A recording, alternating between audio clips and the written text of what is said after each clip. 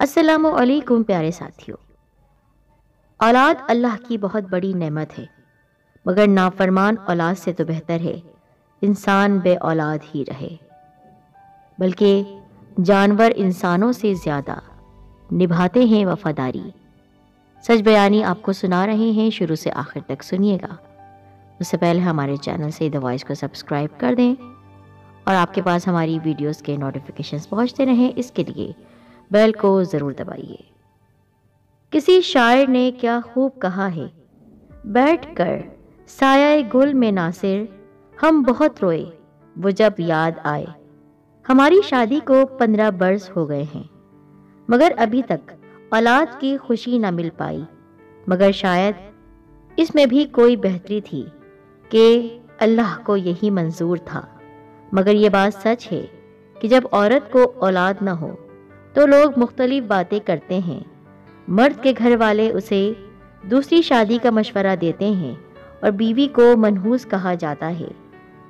عورت کو لوگوں کی طرح طرح کی باتیں سننے کو ملتی ہیں۔ اکثر اوقات دل کرتا ہے خودکشی کر لے، لیکن اس نیلی چھتری والے کا لاکھ لاکھ شکر ہے، اس نے مجھے ایسے خاوند سے نوازا ہے جو مجھے نہ صرف دل و جان سے چاہتا ہے، بلکہ اس کی طرف سے مجھے کبھی اس طرح کی کوئی بات سننے کو نہیں ملی۔ وہ مجھے کبھی بھی اس بات کا احساس نہیں ہونے دیتا۔ ظاہر سی بات ہے ان کے دل میں بھی ہمہ وقت یہ بات رہتی ہوگی، مگر آفس سے آتے ہی وہ مجھے ہر طرح سے خوش اور فریش رکھتے ہیں۔ ان کے چہرے پر کبھی کوئی ایسی بات نہیں آئی کہ مجھے تکلیف ملے۔ آج کافی ٹائم ہو چکا تھا، مگر شاہد آفس سے واپس نہیں آئے تھے، حالانکہ وہ مغرب سے پہلے واپس آ جایا کرتے تھے۔ تب موبائل فون کا دور نہیں تھا کہ بندہ 24 گھنٹے رابطے میں رہ سکتا۔ دفتر میں PTCL فون تھا، گھر میں بھی یہ سہولت موجود تھی، مگر انہوں نے مجھے 5 بجے خود فون کر کے کہا تھا میں گھر کے لیے نکل رہا ہوں، اور اب رات کے 8 بجنے والے تھے مگر وہ نہ پہنچے تھے۔ سردیوں کے آغاز کے دن تھے، اندھیرا کافی پھیل چکا تھا۔ میں بار بار دروازے پر جاتی اور مایوس لوٹ آتی۔ آج پہلی بار ایسا ہو رہا تھا کہ ہمارے دروازے کے پاس ایک چھوٹا سا کتا بار بار بھونک رہا تھا۔ میں نے اندر سے روٹی کا ٹکڑا لا کر اس کے آگے رکھا تو وہ فوراً اسے کھانے لگا، نہ جانے بیچارہ کب سے بھوکا تھا۔ تھوڑی ہی دیر میں نے محسوس کیا وہ پھر بار بار شور کر رہا ہے۔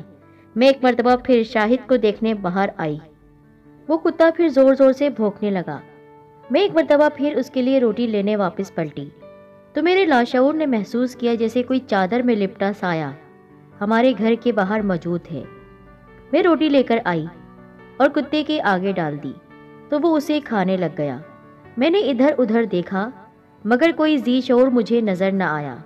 میں نے اسے اپنا وہم سمجھا اور دروازہ بند کر کے بے چینی سے شاہد کا انتظار کرنے لگی۔ شازیہ دروازہ کھولو، تو میں نے دروازہ کھولا۔ شاہد کے لیے میرے پاس بہت سے سوالات تھے، مگر میں ان کو موٹر بائک گھسیٹتے ہوئے کافی حد تک سمجھ گئی تھی کہ یقیناً بائک خراب ہو جانے کے باعث وہ اتنا لیٹ ہوئے ہیں۔ پھر میرے ذہن میں چند لمحے پہلے والی بات آئی کہ پہلے دروازہ تھوڑا سا ہلا تھا، کیا کوئی ہمارے گھر گھسنا چاہ رہا تھا؟ اور پھر میں نے دیکھا وہ ننھا کتا، وہ دم ہلا رہا تھا۔ میں کچھ نہ سمجھتے ہوئے اس کو دیکھنے لگی اور سردی کے باعث دروازہ بند کر کے اندر آ گئی۔ شاہد کو کھانا دیا اور ہم سونے کے لیے لیٹ گئے۔ میری یہ روٹین بن چکی تھی کہ 3 ٹائم میں اس کتے کو روٹی ڈالتی اور محسوس کرتی جب تک شاہد نہیں آ جاتے وہ کتا دروازے کے آس پاس ہی رہتا ہے اور بعد میں کہیں جا کر بیٹھ جاتا ہے۔ دن کے وقت اکثر اپنی کھڑکی سے میں دیکھتی وہ کتا مجھے اپنے گھر کے آس پاس ہی دکھتا۔ جب بھی دروازہ کھولتی تو فوراً بھاگ کر آ جاتا اور میرے پاؤں چاٹنے لگتا۔ اس سے میں بے حد پیار کرنے لگی تھی اور اس کا نام بوزو رکھ دیا تھا۔ وہ جب بھی گھر کے باہر ہوتا اور میں گھر سے باہر سبزی وغیرہ لینے کے لیے نکلتی تو میرے ساتھ ساتھ چلتا۔ مجھے ایسا محسوس ہوتا جیسے میرا اپنا بچہ میرے ساتھ چل رہا ہو، اور بچوں سے بھی بڑھ کر میں اس کو پیار کرنے لگی تھی۔ اکثر بچے شرارتاً بوزو کو بال مار دیتے تو وہ شور مچاتا ہوا میرے گھر کے دروازے پر آتا۔ میں فوراً گھر سے باہر نکل کر اس کو بچاتی اور بچوں کو منع کرتی کہ اسے تنگ مت کرو۔ میری اور شاہد کی عمر 40 کے قریب پہنچ چکی تھی۔ ہم نے ہر حال میں اللہ کا شکر ادا کیا اور وعدہ کیا تھا کہ اللہ سے ہم کبھی اولاد نہ ہونے کا شکوہ نہیں کریں گے۔ تقریباً 3 سال سے بوزو کی روٹین ایک ہی تھی۔ وہ میرے گھر کے باہر بیٹھا رہتا اور اب وہ کافی جوان اور بڑا ہو گیا تھا۔ ہمیشہ میں اس کا خیال رکھتی، مگر آج تک شاہد کے علم میں یہ بات نہیں آئی تھی، مگر وہ مطمئن تھا کہ میں ہمیشہ خوش رہتی ہوں۔ اب انہوں نے بچے کی کمی کبھی محسوس نہیں کی اور میں تو کبھی کرتی ہی نہیں تھی بوزو کے ہوتے ہوئے۔ اللہ کی کرنی، ایک رات بہت طوفان آیا۔ سردی اپنے جوبن پر تھی، ہر ذی روح اپنے بلینکٹ میں دبکا ہوا تھا۔ رات 12 بجے کا وقت تھا۔ میں بار بار بوزو کو یاد کر رہی تھی کیونکہ باہر پتہ نہیں وہ کس حال میں ہوگا، مگر میں باہر جا نہ سکی۔ تھوڑی دیر بعد مجھے محسوس ہوا جیسے بوزو شور کر رہا ہے، پھر اس کے شور میں شدت آتی جا رہی ہے، پھر جیسے کوئی ہمارے دروازے کو توڑنے کی کوشش کر رہا ہے اور بوزو بار بار اس کو منع کر رہا ہے، اس کو روکنے کی کوشش میں ہے، پھر جیسے کسی نے بوزو کو ڈنڈے سے مارنے کی کوشش کی۔ میں اور شاہد دوڑ کر گھر سے باہر آئے۔ اتنی طوفانی رات میں لائٹ بھی آف تھی اور بار بار بجلی کی گرج چمک میں باہر جانے کی ہمت نہیں ہو رہی تھی، لیکن میں نے شاہد کو ہمت دلائی تو انہوں نے یہ بات کہہ کر بات ختم کر دی کہ کتے آخر بھونکتے رہتے ہیں، اور گھر کے اندر چلے گئے۔ مگر مجھے چین نہیں آ رہا تھا۔ پھر جیسے کسی نے زور سے بوزو کو مارا ہو، وہ چیخنے چلانے لگا تو میری بھی چیخ نکل گئی۔ تب شاہد کو ہوش آیا کہ واقعی باہر کوئی ہے۔ انہوں نے گھر سے باہر نکل کر جیسے ہی چیخا، وہاں سے کوئی بھاگا۔ شاہد نے کچھ لوگوں کے بھاگنے کی آواز سنی۔ بیٹھک کی کھڑکی سے میں نے دیکھا 3 آدمی جنہوں نے چہروں کو ڈھانپا ہوا تھا، وہ بھاگ کر گلی سے باہر جا رہے تھے۔ شاہد نے بجلی کی چمک میں ان کو بھاگتے دیکھا۔ اتنی دیر میں نے دروازہ کھول دیا تھا کیونکہ میں تو بوزو کی وجہ سے پریشان تھی۔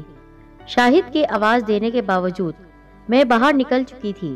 میں نے دیکھا بوزو کی کمر سے خون نکل رہا تھا، شاید ان ظالموں نے ڈنڈا مارا ہوگا۔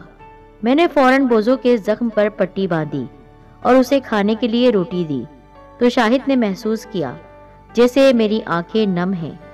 آج بوزو نے ہم دونوں کو ایک حادثے سے بچا لیا تھا، اور وہ چور بہت دنوں سے ہمارے گھر میں گھسنے کی کوشش کر رہے تھے، لیکن میرا بوزو ان کو گھر میں آنے نہیں دے رہا تھا۔ شکریہ کے لیے میں اس کی خدمت کر رہی تھی، شاہد یہ سمجھ رہے تھے، مگر ان کو علم نہیں تھا کہ بوزو تو 3 سال سے ہمارے گھر کی رکھوالی کر رہا ہے۔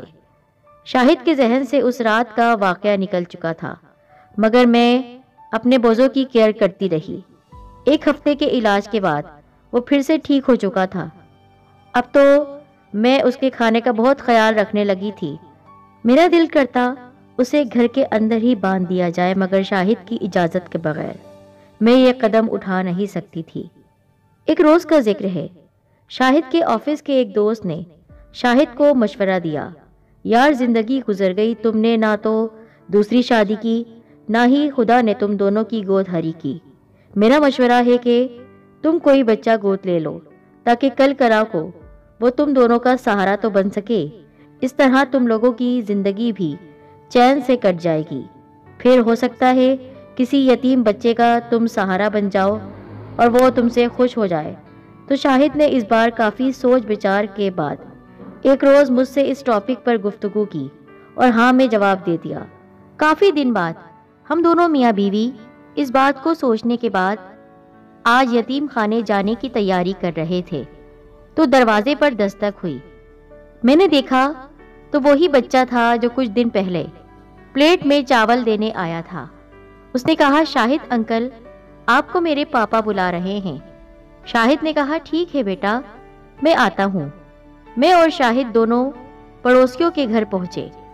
ان کے پڑوسی سلمان صاحب نے ہمیں خوش آمدید کہا۔ یار شاہد، میں نے آپ کو اس لیے تکلیف دی ہے کہ ہم اپنے گھر کا آدھا پورشن کرائے پر دینا چاہتے ہیں، کوئی اچھا کرایہ دار ملے تو بتانا۔ ہماری نظروں نے ادھر ادھر دیکھا مگر ہمیں کہیں سلمان کے بوڑھے ماں باپ نظر نہ آئے، تو ہم نے سلمان سے ان کے بارے میں پوچھا تو سلمان کی بیوی بولی ان کا یہاں دل نہیں لگتا تھا، اس لیے وہ ہمیشہ ہمیشہ کے لیے اپنی بیٹی کے گھر رہنے کے لیے چلے گئے ہیں، تو ہم نے سوچا کہ ان کے حصے کا آدھا پورشن کرائے پر دے دیتے ہیں، چلو کچھ نہ تو ملے گا۔ تو ہم دونوں بہت ہی گہری سوچ میں ڈوب کر یتیم خانے جانے کے بجائے گھر واپس لوٹ آئے، کیونکہ ہمیں یقین ہو گیا تھا کہ سلمان اور اس کی بیوی نے بوڑھے ماں باپ کو خود نکالا ہوگا گھر سے۔ اپنے کمرے میں آ چکے تھے شاہد اور سوچنے لگے، مجھ سے کہنے لگے شاید ہمیں اللہ نے بے اولاد رکھ کر اچھا ہی کیا، ایسی اولاد سے تو بندہ اکیلا ہی اچھا جو بوڑھے والدین کو بوجھ سمجھنے لگے۔ میں آج جو منظر دیکھ کر آیا ہوں اس کے بعد میں قطعی کسی بھی اولاد کو گود نہیں لینا چاہتا ہوں۔ جبکہ میں باہر چارپائی پر بیٹھ گئی، بوزو کھلا دروازہ دیکھ کر اندر آ گیا تھا اور میرے پاؤں چاٹ رہا تھا، جیسے کہہ رہا ہو میں آپ کو چھوڑ کر کہیں بھی نہیں جاؤں گا۔ اور اس کا یہ انداز شاہد کو بھا گیا۔ اس نے کہا آج سے یہ بوزو ہمارا ہے، ہمارے ساتھ رہے گا۔ اس نے جس طرح وفاداری نبھائی ہے کوئی انسان کیا وفاداری نبھائے گا۔ سچ میں جانور کو اگر آپ ایک روٹی کا ٹکڑا دیں تو وہ عمر بھر مرتے دم تک آپ کا رہتا ہے، جبکہ انسان اس کو کھلا دو پلا دو پھر بھی وہ بے وفا کا بے وفا ہی رہتا ہے۔ اور جب والدین بوڑھے ہو جاتے ہیں تو ان کو یہ کہہ کر گھر سے نکال دیتا ہے کہ آپ ہم پر بوجھ بن گئے ہیں، ہم آپ کو روٹی نہیں کھلا سکتے ہیں۔ افسوس ایسی اولاد پر۔ السلام